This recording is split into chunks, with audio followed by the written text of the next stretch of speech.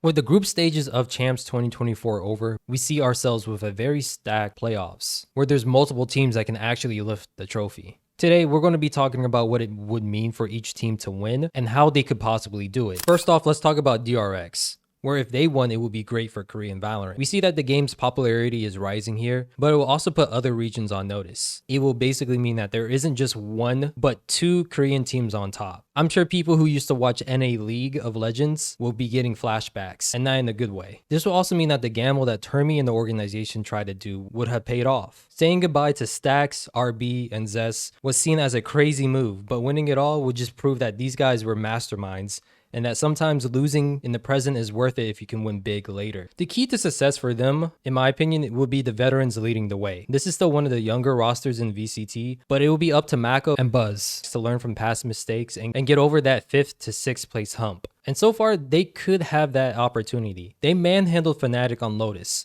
which was an amazing feat to see, but they still need to change that narrative of DRX just being group demons.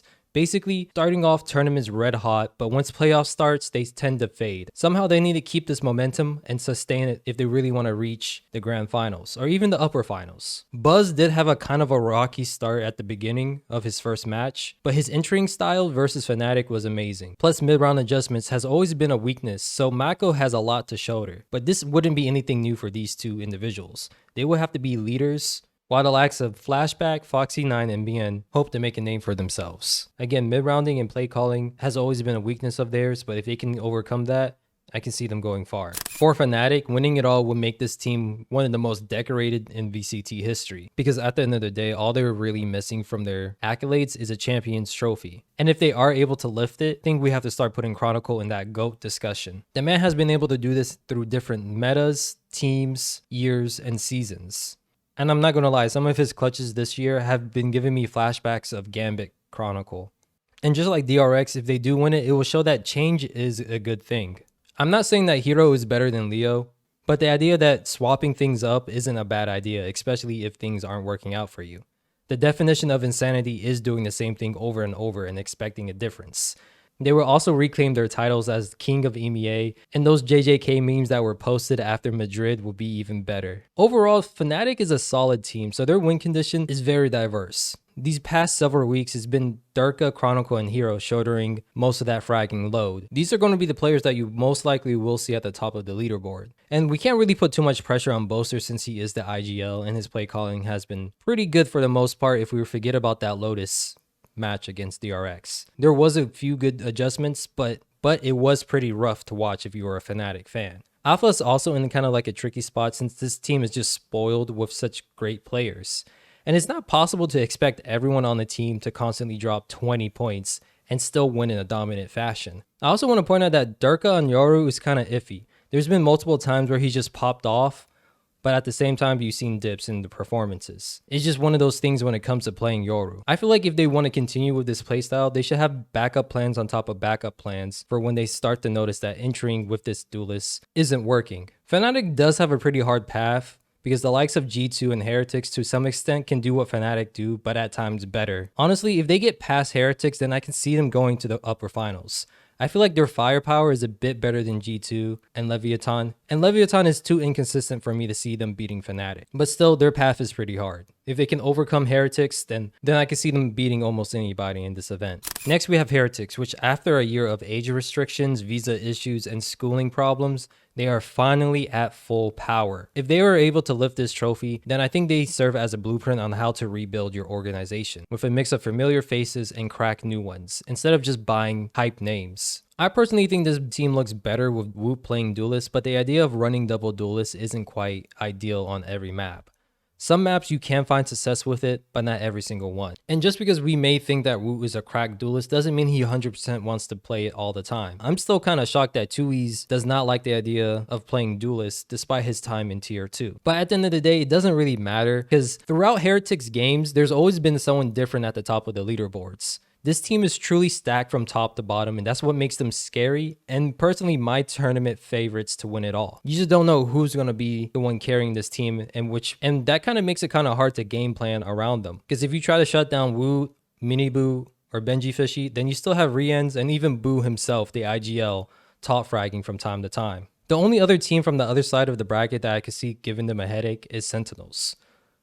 But first they have to get through Fnatic. And if for whatever reason they're going against Chinese teams, Shanghai already told us that they can slay the best of them. And again, overall from top to bottom, they look better than DRX. It is interesting to note that even though it is just 2 games, they haven't played Neon once. I guess their last regional matchup kind of scarred them from using Neon, but only time would tell. The only reason why I am kind of surprised by this is because of the buffs that Neon got and Mini Boo just showing out with this agent. But honestly, if they feel like they need to leave this duelist behind, then go for it. It's been working great for them. They came out of the group of death as #1, and the scary #1 at that too. Now, if Trace Esports figures out a way to win this tournament, holy, talk about an underdog story to never be forgotten. You will have people like the eScore and even Ashen Esports covering this story about the most improbable Champions winners. I remember at the beginning of the year, people telling me not to sleep on Fang F, and they were right. He has been pretty solid for this team from the get-go. And because of that, I looked into Trace Esports, so much so that I became Trace Esports Pill. He did start to wane a little bit towards the end of the year, but I still thought they could make some noise. Not winning their group noise, but they went above and beyond my expectations. Also, it seems like Kai is being able to sustain his excellent play. This man is waking up big time when it matters the most. They're even making the double Sentinel comp work. You can tell that they take a lot of influence from other teams in different leagues to make them shine. Unfortunately, they're going against EDG, who just farms other Chinese teams. I don't know if this is some kind of like mental hurdle or block that the Chinese region needs to get over, but it just seems like they can't beat EDG. Or maybe it could just be the fact that these Chinese teams respect EDG too much. I don't know. You guys let me know down below what you think.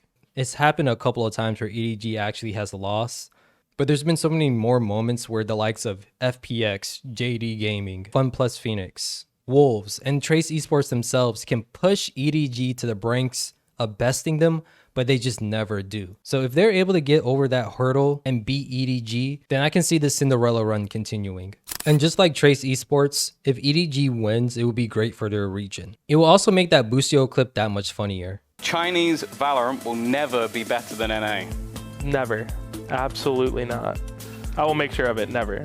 Boosie's not paying attention to the rest of the world, but we will all be speaking Chinese soon. So I'm going to have to go and disagree. EDG will also solidify the idea that change is a good thing. After Masters Madrid, they found themselves in a similar situation as Paper X, where each of the 5 members from last year are still pretty solid players, and not bad at the pro level. So when it comes to who you should replace, it's kind of tough. They had a couple of obvious choices in Nobody or Haodong, but they finally decided to pull the trigger, and they got rewarded for it. And shoot, Haodong is still a part of the team and its coaching staff. And I think having someone who actually knows how it feels to play on stage in Tier 1 Valorant is huge. He can actually relate to them and provide guidance in ways that other coaches can't. I believe that EDG can realistically beat DRX and Trace Esports pretty handily. Shoot, they almost 2-0 G2. And if you watch the end of that game, you can tell those NA boys were kind of relieved that they were able to beat them. They low-key knew that game was up for grabs between anyone. If I was Edward Gaming, I would low-key just start banning Icebox. I know that they beat G2 on that map, but that's not really saying much. This is the same G2 that struggled against other teams in Shanghai when playing Icebox as well. But hey, if they want to keep banning Bind, then I'm sure there's some method to their madness. It's just that whenever I see Icebox and EDG together, that loud game in Masters Madrid is still fresh in my mind. Sentinels winning would be a similar tale to Fnatic, where all they're really missing is a Champions trophy. This will also mean that Sassy has 2 Champions titles under his belt. And to get it, I think we all can agree that burning that double Sentinel comp and never looking back is the way to go. It might work for some other teams, but at this point for Sentinels, it's like fitting a square peg in a circle hole. It just does not look right. And they really don't need to rely on it either. The Cypher and Deadlock combo didn't get them the Masters Madrid trophy. Playing strongly as a team and mid-rounding was the key, and it will continue to be one if they want to get to the upper finals.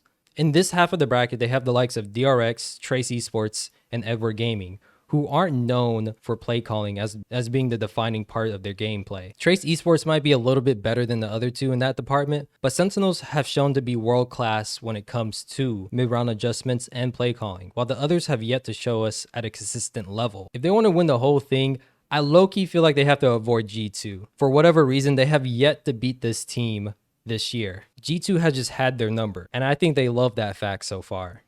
They could just be Sentinels kryptonite. And speaking of G2, if they win it all, it will silence the idea that Americas is a fading region. They should beat Leviathan mainly because Valorant is a team-based game and they play better as a team than Lev. The question mark is kinda how well can IC play? I say kinda because throughout this year, it's mainly been Leaf and Jonah P being the solid rock holding this team together. Valent's play calling has been outstanding too. But I'm just saying, if we're able to get playoff IC from Shanghai dominating in Korea, it might just be GG's for the rest of the competition.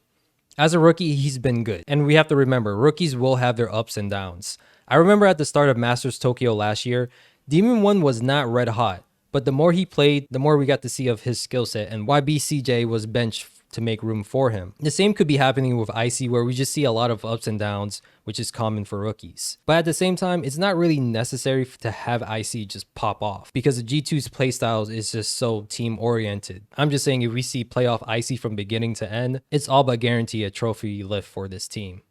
And similar to G2, Leviathan winning would mean that Americas is far from done. Aspas will also be one of the first players to have 2 Champions titles under his belt and kind of solidifying his GOAT status. Same thing with Calm having 2 Champions titles as well. Now the question is, how will they do it? And honestly, I don't know. People have been saying that this team is Aspas and friends, and I kind of disagree. There have been a number of maps and games where people like Trex and Mazinho were able to step in and fill those fragging responsibilities when Aspas kind of waned a little bit. And it does happen with everybody. You can't expect someone to drop 30 bombs every single map. It's just not realistic in a game like Valorant. However, they need more than just 1 or 2 people consistently at the top. Each team at Champs feels quite deep that you can expect at least 3 people on the team to step up big. And I just don't know who are those 3 individuals who will constantly step up big for Leviathan. If I was a betting man, I would go with Tex, Mazinho, and Aspas, of course. As a team, they just need to be able to play to their strengths while minimizing their weaknesses. But you guys let me know if I miss anything else that's at stake for each of these teams, and if you have different paths for victory for them. Until then, stay safe, and I'll be yapping in the next one.